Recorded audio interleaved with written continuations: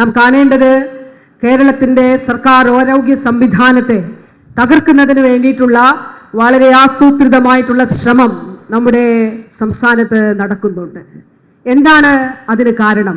നമ്മൾ ചികിത്സ നോക്കുമ്പോൾ അടിസ്ഥാന സൗകര്യം നോക്കിയാൽ മെച്ചപ്പെട്ട അടിസ്ഥാന സൗകര്യങ്ങൾ ആരോഗ്യ കേന്ദ്രങ്ങൾ മുതൽ മെഡിക്കൽ കോളേജുകൾ വരെ, തൊട്ടടുത്ത് മെഡിക്കൽ കോളേജ് ക്യാമ്പസ് ആണ്. RCC ഉൾപ്പെടെ ഇടങ്ങളിൽ എല്ലാ ആശുപത്രികളിലും മികച്ച കെട്ടിടങ്ങൾ, മികച്ച ഉപകരണങ്ങൾ സാധ്യമാക്കി അടിസ്ഥാന സൗകര്യ വികസനം.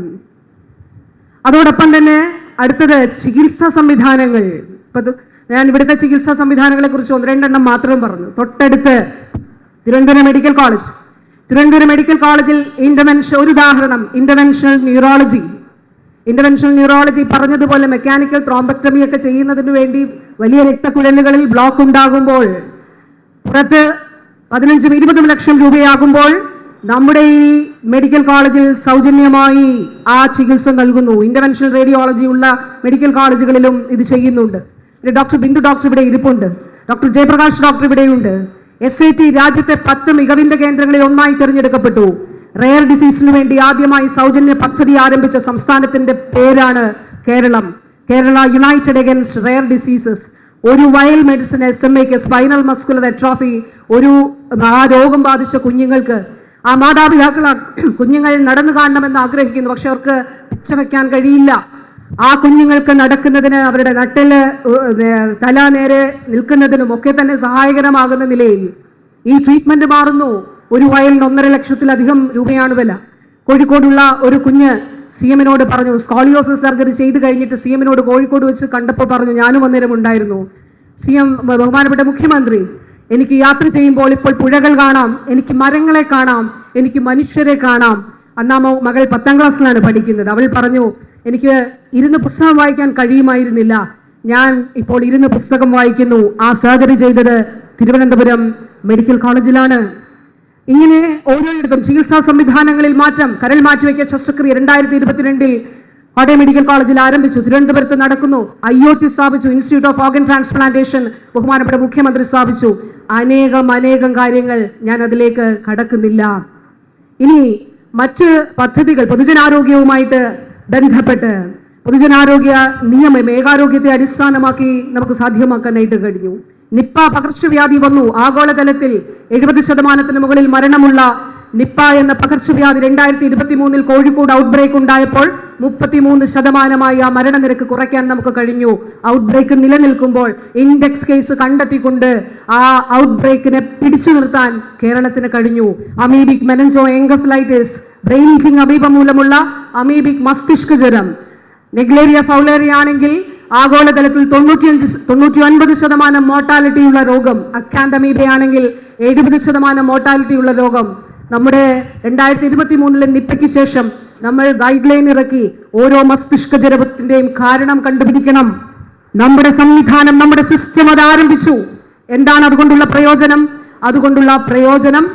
ആ 99% മരണനിരക്ക് കേരളത്തിൽ, അല്ലെങ്കിൽ 70% മുകളിൽ മരണനിരക്ക് കേരളത്തിൽ 24% കുറച്ചു കൊണ്ടുവരുവാൻ നമുക്ക് കഴിഞ്ഞു എന്നുള്ളതാണ്. പ്രിയപ്പെട്ടവരെ, ചികിത്സ 10 വർഷം മുൻപ് 12 ആശുപത്രികളിലാണ് ഡയാലിസിസ് യൂണിറ്റ് ഉണ്ടായിരുന്നത്. ഇന്ന് 125 ആശുപത്രികളിൽ. നമ്മൾ സംസാരിക്കുമ്പോൾ 3000 പേഷ്യൻസ് സർക്കാർ ആശുപത്രികളിൽ സൗജന്യമായി ഡയാലിസിസ് ചെയ്യുന്നു. ഒരു സ്വകാര്യ ആശുപത്രി ഒരു ഡയാലിസിസ് ചെയ്യുമ്പോൾ മിനിമം 1500 രൂപ.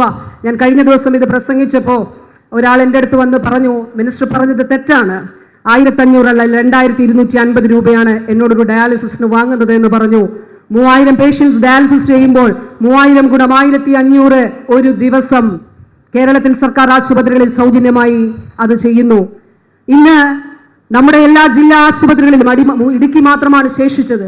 അടിമാലിയിൽ കൂടി കാത്ത് ലാബ് സ്ഥാപിക്കുന്നതോടെ 14 ജില്ലകളിലും കാത്ത് ലാബ് ആകും. എന്താണ് അതിന്റെ ഗുണം? 30% കാർഡിയാക് അറസ്റ്റ് മൂലമുള്ള ആശുപത്രികളിൽ എത്തിക്കഴിഞ്ഞ് കാർഡിയാക് അറസ്റ്റ് മൂലമുള്ള മരണം ഇന്ന് 6% കുറയ്ക്കാൻ കഴിഞ്ഞു എന്ന് ഡോക്ടർ ജയകുമാറിനെ പോലെയുള്ള, കോട്ടയം മെഡിക്കൽ കോളേജിലെ ജയകുമാർ ഡോക്ടറെ പോലെയുള്ള എക്സ്പേർട്സിന്റെ അവരുടെ ഡോക്യുമെന്റിലൂടെ പറയുന്നു. 6 ലക്ഷം രൂപ പുറത്ത് ആകുന്ന ആൻജിയോപ്ലാസ്റ്റി അത് സൗജന്യമായി കാശ് ഉണ്ടെങ്കിൽ കൊടുക്കാൻ സാധിക്കുന്നു. ഇല്ലെങ്കിൽ സ്റ്റെന്റിന്റെ മാത്രം വില 60,000 രൂപ APL വിഭാഗമാണെങ്കിൽ സർക്കാർ ആരോഗ്യ സംവിധാനങ്ങൾ മെച്ചപ്പെട്ടതോടുകൂടി ഈ ചെലവുണ്ടാകുന്നില്ല. ഞാൻ ഈ പറഞ്ഞതൊക്കെ ശരിയാണോ എന്ന് എങ്ങനെയാണ് ആധികാരികമായി പറയാൻ കഴിയും. നാഷണൽ സ്റ്റാറ്റിസ്റ്റിക്കൽ സർവേ ഓഫീസിന്റെ റിപ്പോർട്ട് 75th റിപ്പോർട്ടും 79th റിപ്പോർട്ടും 75ാമത്തെ റിപ്പോർട്ടിൽ പറയുന്നു നഗരമേഖലയിൽ 23,130 രൂപ ഒരു കുടുംബത്തിന് ഒരു വർഷം ചികിത്സയ്ക്ക് ചിലവാകുമെങ്കിൽ 79ാമത്തെ റിപ്പോർട്ട് പറയുന്നു 13,000 ചില്ലുവാനം രൂപ ആണ് ഇപ്പോൾ. 2024 പുറത്തു വന്ന റിപ്പോർട്ടാണ്. നമ്മളൊന്ന് ഗൂഗിൾ സെർച്ച് ചെയ്താൽ ഇത് എല്ലാവരും ഡേറ്റ അവൈലബിൾ ആണ്. റൂറൽ മേഖലയിൽ, ഗ്രാമീണ മേഖലയിൽ 17,000 രൂപയായിരുന്നു 75ാമത്തെ റിപ്പോർട്ടിലെങ്കിൽ 79ാമത്തെ റിപ്പോർട്ടിൽ 10,000 രൂപയായി അത് കുറഞ്ഞിരിക്കുന്നു. ഹെൽത്ത് സീക്കിംഗ് ബിഹേവിയർ ഏറ്റവും കൂടുതലുള്ള കേരളത്തിൽ ചികിത്സാ ചെലവ് കുറയുന്നു എന്നുള്ളതിന്റെ ഉദാഹരണം അല്ലെങ്കിൽ അതിന്റെ തെളിവാണ് നാഷണൽ സ്റ്റാറ്റിസ്റ്റിക്കൽ സർവേ ഓഫീസിന്റെ റിപ്പോർട്ട്. ഞാൻ വാക്കുകൾ ദീർഘിപ്പിക്കുന്നില്ല എൻ്റെ പ്രിയപ്പെട്ടവരെ. പക്ഷേ എന്താണ് ഇവിടെ പറയുന്നത്? കേരളത്തിന്റെ ആരോഗ്യരംഗം തകർന്നു എന്ന് വരുത്തി തീർക്കേണ്ടത് ആരുടെ ആവശ്യമാണ്? ഈ പറഞ്ഞ 3,000 ഡയാലിസിസ് പേഷ്യൻസിനെ പുറത്തേക്ക് എത്തിക്കേണ്ടത് ആരുടെ ആവശ്യമാണ്? ഈ ആൻജിയോപ്ലാസ്റ്റി ജില്ലാ ആശുപത്രികളിൽ നടത്തുന്ന പേഷ്യൻസിനെ പുറത്തേക്ക് എത്തിക്കേണ്ടത് ആരുടെ ആവശ്യമാണ്? ബ്രാക്കി തെറാപ്പി ഇവിടെ സൗജന്യമായി ചെയ്യുന്ന നമ്മുടെ നിസ്സഹായരായിട്ടുള്ള മനുഷ്യരെ പുറത്തേക്ക് എത്തിക്കേണ്ടത് ആരുടെ ആവശ്യമാണ്? റോബോട്ടിക് സർജറി സൗജന്യമായി RCC നടത്തുന്ന ആളുകളെ പുറത്തേക്ക് സൗജന്യമായി എത്തിക്കേണ്ടത് ആരുടെ ആവശ്യമാണ്? ഹൈപെക് തെറാപ്പി ഇവിടെ സൗജന്യമായിട്ടോ 16,000 രൂപ കൊടുത്തോ ചെയ്യുന്ന മനുഷ്യരെ 5 ലക്ഷവും 6 ലക്ഷവും പേ ചെയ്തുകൊണ്ട് പുറത്തേക്ക് എത്തിക്കേണ്ടത് ആരുടെ ലക്ഷ്യമാണ്? ഇത് വളരെ ക്ലിയർ ആണ്. ഈ ചോദ്യങ്ങളുടെ ഉത്തരം വളരെ വ്യക്തമാണ്.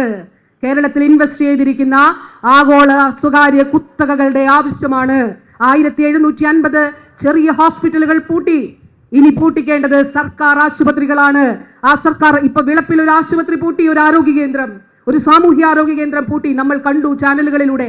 അവിടെ CCTV ഉണ്ട്, അവിടെ ചെയറുകളുണ്ട്, അവിടെ സംവിധാനങ്ങളുണ്ട്. പക്ഷെ ഇപ്പോൾ അവിടെ രാത്രി രോഗ ചികിത്സയില്ല. 3 ആരോഗ്യ പ്രവർത്തകർ രാജിവെച്ചു പോയി.